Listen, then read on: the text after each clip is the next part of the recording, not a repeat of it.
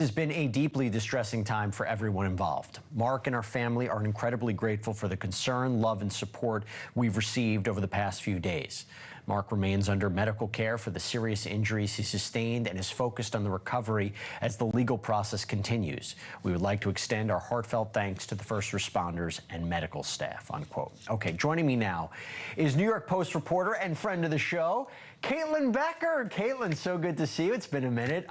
Okay. So let's talk about this.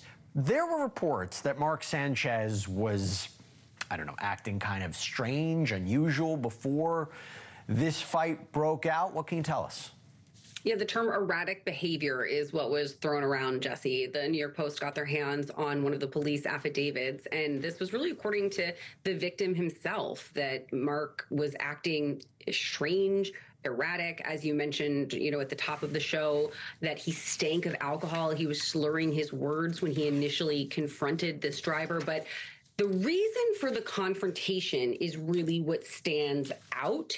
He was apparently doing wind sprints in this alleyway. Wind sprints as in like running as fast as you can back and forth to build up your endurance, something that you would do if you were on the field or training to be on the field. He hasn't been on the field in more than 7 years here. So the fact that he's doing this in the alley, that's what precipitated this issue, that apparently the truck was in the way of his wind sprints, and that is why he was trying to get the truck driver to move. Now, as you mentioned, he says he has no recollection of this after the fact, but it is such a bizarre way to start an altercation that rose to the level that it did. Wind sprints.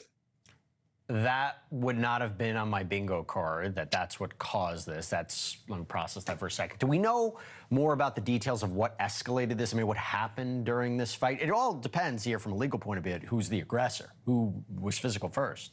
Certainly from the perspective of the victim, who told police that Sanchez was in fact the aggressor, that he approached him, told him to move the truck. And what's really interesting here is, you mentioned this guy's age a few times. He is older. He's 69 years old. He wears hearing aids.